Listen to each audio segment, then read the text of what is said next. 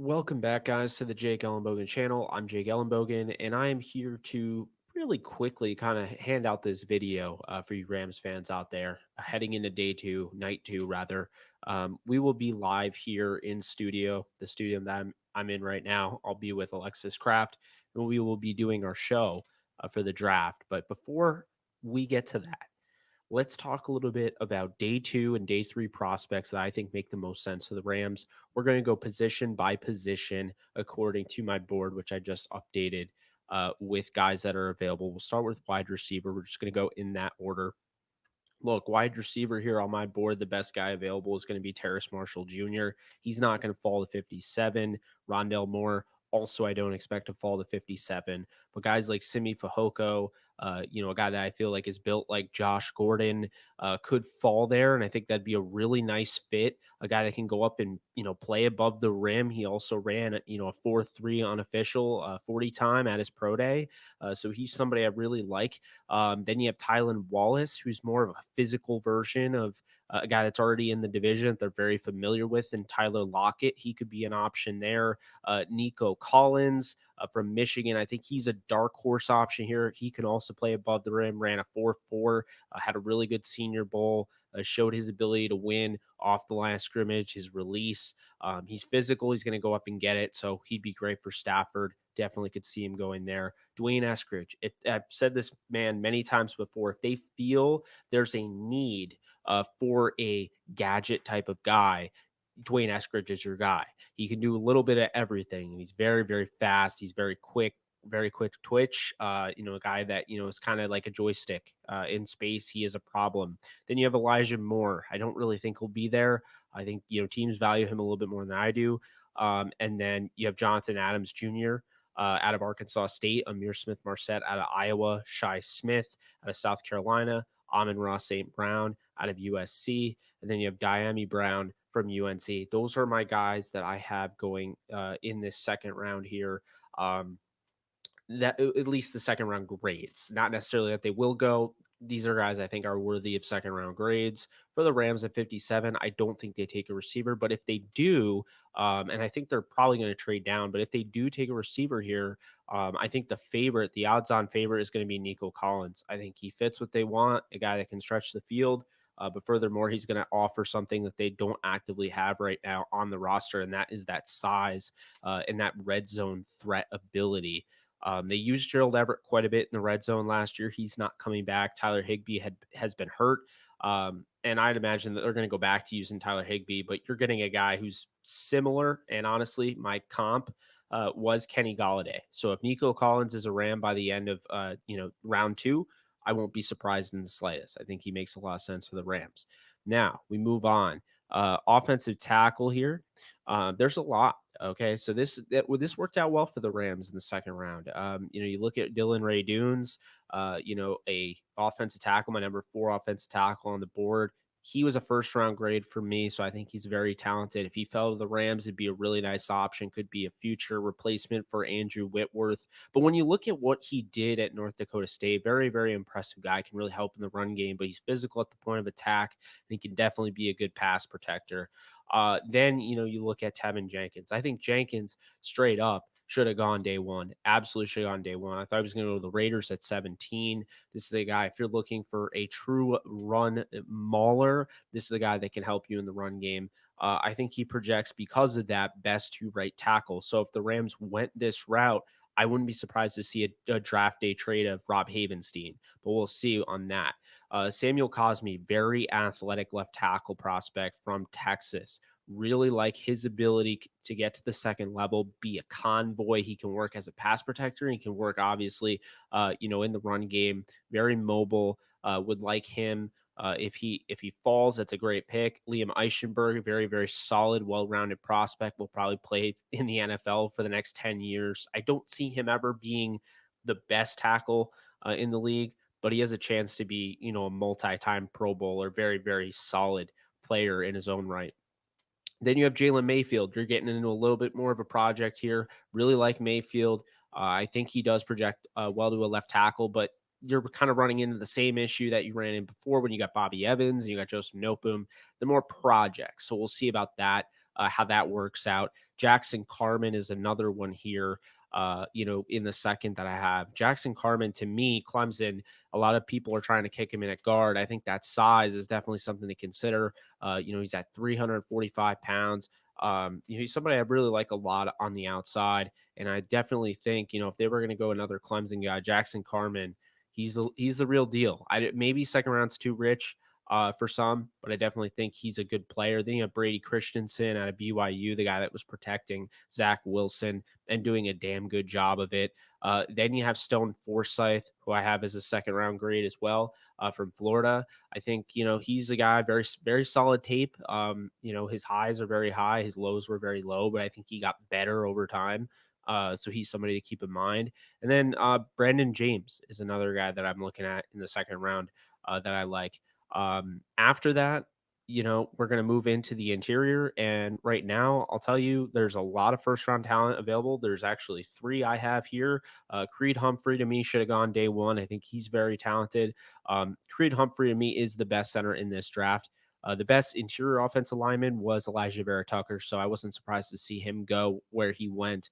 But Creed Humphrey is one of the best center prospects I've seen in a minute now. And I think he'd be perfect for the Rams if they're looking for a plug and play center. He could do that. He is that good. I expect he's going to be a dominant center for years to come. Then you look at Landon Dickerson. Look, the talent, you could argue he's maybe more talented than Creed Humphrey. The issue is overall, his health is such a concern. He's missed 4 seasons, in which they all ended due to season ending injuries, either 2 ACLs or 2 ankle injuries. He's a scary one. I'd pick him on day 3. Absolutely. No questions asked. But day 2 is a little rich for my blood because of how much you're sacrificing. Think Curtis Weaver and the injuries he had and how he fell into Miami's lap in the 5th round. Think about that. That's kind of where I feel like I'd be leaning in that regard. Uh, you know, 5th round pick maybe is a little late. Maybe a 4th, but either way, Landon is going to fall. He was not going day 1 with the injury concerns there. And then Wyatt Davis, just a very, very good guard from Ohio State, a monster up front, guy that's a plug and play guard, true in form. You draft him, you're getting a legit guard there. Then you have Kendrick Green, who's a hybrid guard center. To me, I think he projects better at center. I think he offers more upside there, and there's not as many centers in this draft, so it helps him. I think he'd be a great center for the Rams. He isn't somebody that I would throw into the fire right away, so it would probably be Austin Corbett, or if they signed Austin Reeder, the free agent who didn't give up a sack last year with Kansas City, that would be something else. Then you have Ben Cleveland. Cleveland projects very well to guard, but I actually wouldn't mind playing him at center. He is athletic enough to play center. He's 6'5", he's 343 pounds, and he is somebody that can move very well with all that weight. He gets to the second level at ease. He can combo block. I have no issues with him up front, and I think that he could be a really good addition for the Rams. You have Aaron Banks from Notre Dame. I don't know if I necessarily kick him in at center, but I think he's an option, one of the guards, the small options here where, you don't have a ton of guards that I would do it, but he's one of the guards that I would consider kicking in at center if you have to. Josh Myers, another, very solid center that I think is going to play a long time. He may never be great, but he's always going to be very good. And I think for that reason, if you're looking for the safe pick, he might be the safe pick. Maybe second round's too rich for some. And then David Moore. Love David Moore. David Moore is a second round talent that I wouldn't take until the 4th. The reason being is because while I think he's a second round talent, I think a lot of teams are going to fall on him. They're going to sleep on him. And so for that reason, I have him as a second round talent, but I wouldn't pick him until the 4th round. Then, or at least the 3rd. Then moving on, we have edge defender here. And, this is a pretty good edge class, pretty underrated. I thought, it definitely got dragged a bit. But when you look, you have Azeez Ojulari, who's still remaining. You have Jordan Smith from UAB. You have Patrick Johnson from Tulane. You have Hamilcar Rashid Jr. from Oregon State. You have Quincy Roche from Miami. You have Carlos Basham Jr. from Wake Forest. And you have Chauncey Golston from Iowa. Those are my second round grades. Guys that fell into the 3rd round: Joseph Asai, Janarius Robinson, Ronnie Perkins, Ellerson Smith. I think Joseph Asai will probably hear his name called in the 2nd. But we'll get into the 3rd in just a bit. But those are my second round grades. Now, Are any of those guys that I would necessarily want the Rams to go after? Be nice if Azeez Ojulari fell. Would love Jordan Smith in the third round, just because I feel like with the his poor testing, I feel like he's going to fall. So there's no point of taking him there. Then you look at linebacker, and here's the thing: I don't know if linebackers just not as valued anymore. I'm sure that's the case. But I was overly impressed when you look at the ability of, Jeremiah Owusu-Koramoah. I thought he was one of the better linebackers that had come out in a while. And the fact that he's still remaining on day two is just mind blowing to me. Dylan Moses, I had as a first round talent. I'm not surprised because of the injury concerns. He played all of last year with a torn meniscus, and then you look, he tears his ACL the year prior. Baron Browning, shocked he's still there. Thought he was going to go. Jabril Cox, not as shocked. I think he's a early day two pick, but he is a very, very athletic, and he's a chance to really outplay his draft valuation. Then you have Cameron McGrone out of Michigan, takes the best angles in the draft as far as tackling. I don't have to worry about him. He's reliable. Then you have Nick Bolton, who I gave a second round grade. It's more of a late second round grade. He is not Devin Bush. We need to, stomp on that. That is not the case, but he's still a solid player. And I wouldn't be surprised if he ends up starting day one in the NFL. Now you move over to corner. This is the last position we'll look at here at the second round. We got Ifeatu Melifonwu, who's my best available first round talent. He's still there. I don't know if he's going to be there for the Rams at 57 or if they'll trade down, but I don't think they're getting him if they trade down 100%. I do think there's a possibility, but I do think the Chargers might be interested. He might really fit Brandon Staley's scheme, as well as Asante Samuel Jr. And the reason you look at corner is you look at who they have on the roster. Obviously, Jalen Ramsey, right? But when you have Darius Williams, who is only on the roster for 1 year guaranteed, right? They only sign that, they have that tender. It's 1 year restricted free agent. He is not a long-term deal. They're going to try to come to an agreement on there, but what if they can't? They need insurance. And how do you get insurance? You go out and you draft insurance. How do you do that? Well, you go and pick Ifeatu Melifonwu, who can play the boundary, he can play the slot. And there you go. He's athletic enough to play the slot corner for the time being. And then he can play the boundary if they indeed let Darius Williams go. Same thing with Asante Samuel, who played on the boundary. He could play the slot. I think he projects extremely well in the slot. I think he'd be one of the best slot corners in football pretty quickly. So, those guys there. And then Paulson Adebo. After that, I have a lot of guys that could fall into round 3, and we'll go into that and we'll go back. So we're going to stick with cornerback here. Those are my 3 guys in round 2. I have Ifeatu Melifonwu, Asante Samuel Jr., and Paulson Adebo. Now in the third round, Aaron Robinson. They look for a nickel in the third round. Aaron Robinson makes sense. Keep in mind, they could be picking in the third round only if they trade down. They're in the back end of the second. Food for thought. Anyway, so, you look at Aaron Robinson. He's very, very fast. He's very quick. He's obviously a shorter corner. He's going to be typically just a slot corner. So because of that, I do think the upside's a little limited there as far as how he can help you versatility wise. Then you have Tay Gowan also from UCF. Tay Gowan is more of a boundary corner. I don't know if he would play in the slot. Very instinctive, good, hard hitting corner. And then you look at Kelvin Joseph, very well-rounded corner in his own right out of Kentucky. Cameron Bynum, somebody that I have in the third round that I don't think will go until late. And then Tyson Campbell, who I think will probably go on day 2 or probably go early in round 2, but I'm not as high on as everyone else. So those are my third round corners there. And then linebacker for the Rams, you look at Garrett Wallow out of TCU. There's a good chance he's going to fall, but I have a third round grade on him. He's a former safety, and he really fits the bill of what a Rams linebacker has looked like over the few years.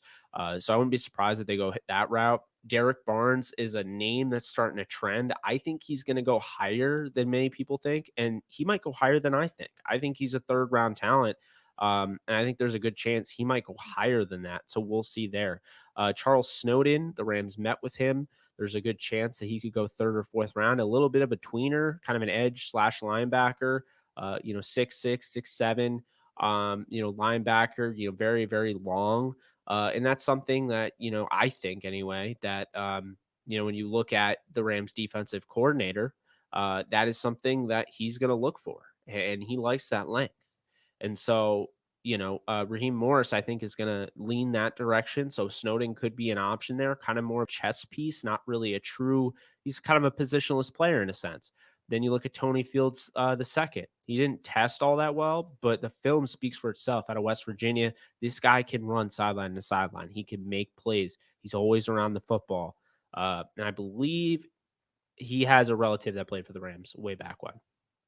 Isaiah McDuffie out of BC. Isaiah McDuffie is a guy that the Rams have met with multiple times. Would not be surprised if they pick him. I like him. I think he's got some upside there. He's got some versatility. We will see how that goes. And then an edge defender here, you look, and in the third round, I have Joseph Asai, Janarius Robinson, Ronnie Perkins, Ellerson Smith. When you look at Asai, the reason he falls in the third round to me, which isn't bad, by the way, third round means you can still be a starter. I think he's really raw. Everyone talks about his motor, but I don't feel like he has much in the tool bag as far as pass rush maneuvers. I think he's still raw, false steps galore. This is somebody that doesn't really have a plan of attack as a pass rusher all the time. And so for that reason, could be a really good third round pick to develop. Then you have Janarius Robinson, who fits the bill of a guy that they might look for as far as size wise. He's a little less explosive than like a guy like Terrell Lewis, but he has that kind of same structure. Solid pass rusher. I don't think he's going to be like a superstar or anything like that, but definitely not a bad ad in round 3. Ronnie Perkins, again, kind of more quicker out of Oklahoma, and Ellerson Smith tested out of this world from Northern Iowa. That's a name to watch out for. I think he's going to get drafted a little higher than some people think. And then interior offensive line, we go back here. Deontay Brown from Alabama, another guy that I think can play guard. He might be able to play center, but I think he's mainly a guard. Solid player all around. Then you have Quinn Miners, who is really generating a lot of buzz. Wouldn't be surprised if he goes round 2. We will see with him out of Wisconsin Whitewater. Quinn Miners didn't play center in college. At DC, played guard. And what ended up happening is when he played at the Senior Bowl, when they asked him to play at center, he was so good that now teams are just projecting him to center.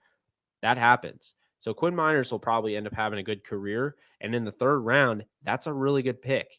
We talk about guys like Ali Marpet. Well, he's right up there with them. So he'd be a really nice option round 3. Another guy, Drew Dahlman. You look at the Rams and, the fact they add Kevin Carberry from Stanford. Well, Drew Dahlman, I've said it, guys, on this channel. You guys know how I feel. Drew Dahlman would make a lot of sense. Reuniting with Kevin Carberry would be a really good piece for the Rams moving forward on that offensive line. Next, and we got 2 more here. We got offense tackle and wide receiver. We're going to just truck through these. Spencer Brown, athletic out of Northern Iowa. I don't love Spencer Brown. I think he's more of an athlete than like a typical, offensive tackle. It's why I didn't have him go in the second round. He kind of reminds me a little bit of an Ezra Cleveland. We will see how that works out. Then you have Robert Hainsey out of Notre Dame in the third round. You have Walker Little, who again has familiarity with the new Rams offensive line coach, Kevin Carberry. Then you have Jalen Moore, who I also like. Finishing up at the receiver position, okay? This is a long list. I mean, we have guys like Trayvon Grimes, who, again, if you're looking for a big body, 6'3", 6'4" guy that's going to go up and get the ball, Trayvon Grimes will do that from Florida. And there's not a ton in this draft. It's surprising. We saw a lot of drafts where there's a lot of 6'4" guys, a lot of 6'6" guys. This is a draft where there's a lot of 6 feet, 6'1", 5'11", 5'10". There's not a lot of 6'4" guys in this draft. And so I think Trayvon Grimes, who I have as a third round grade, might actually end up going in the third or fourth round because he has that size that maybe teams don't really see a ton of in this draft. So his, big playability, I think, is important. Josh Imortabibi, I don't think I pronounced his name right, out of Illinois.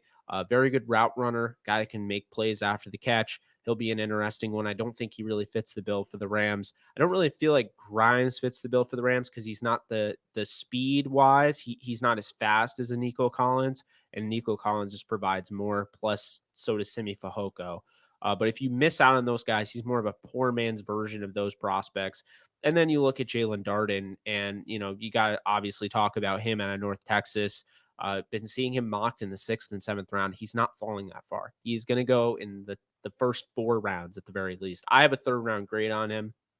Very, very another quick twitch athlete.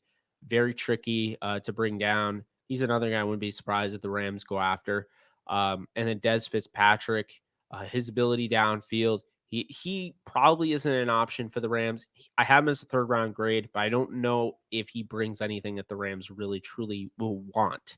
Amari Rogers is another one, a little shorter. He came in at 5'9", surprised some people in the measurement, but I think Amari Rogers could help you in that gadget guy. If you miss out on, a Dwayne Eskridge or somebody along those lines, maybe he helps you out. Josh Palmer, a guy from Tennessee that's going to go up and pluck the ball out of the air. He's going to give you that, that deep threat in a sense.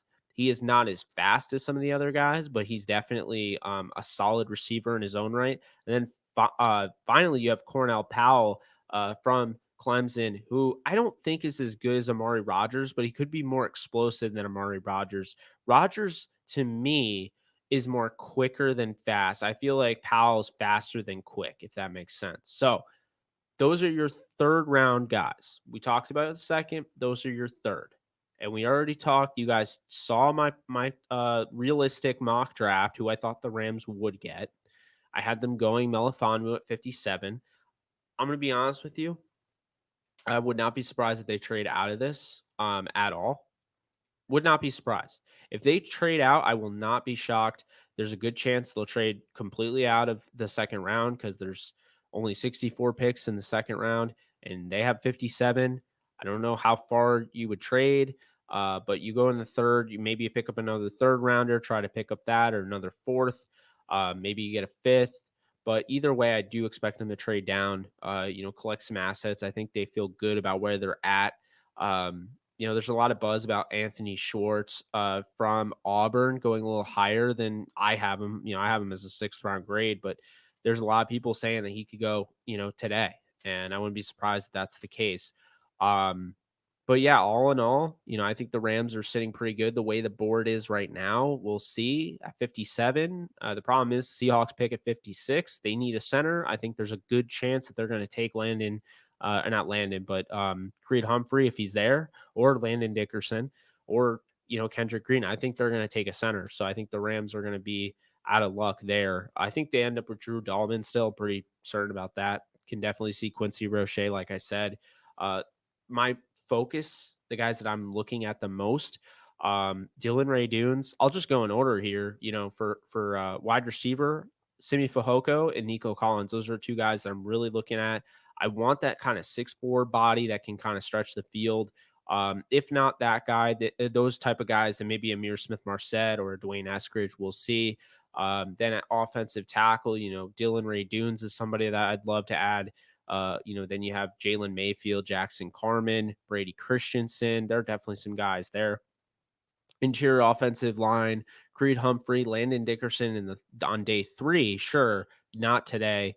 Kendrick Green, Ben Cleveland, David Moore. Those are definitely some guys that I'd like to, add.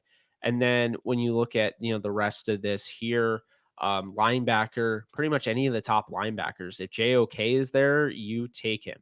If Dylan Moses is there, I think he's going to fall because of the injuries, but I think he'd be worth the pick. Like, I think when all is said and done, I think he'd be worth a 57th overall pick. But because he's going to fall because of the injuries, you might just be better off waiting until the end of day 2 or beginning of day 3. With that, Baron Browning, I think, is probably going to go top 10 picks in this draft today. Then you have Jabril Cox. Not a good chance he falls. If he does, though, the Rams might take him. That seems to be a guy they like a lot. Cameron McGrone, a guy that I really like.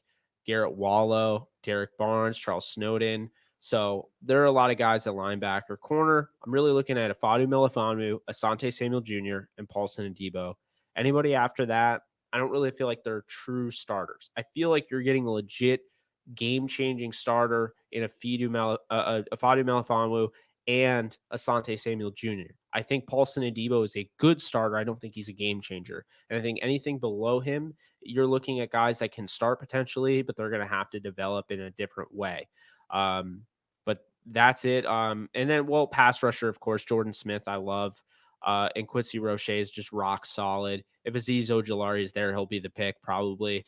But yeah, you guys let me know what you guys want. Who do you guys want in the draft? Do you want the Rams to trade down? Do you want them to trade up? Hopefully not. I really don't want them to trade up.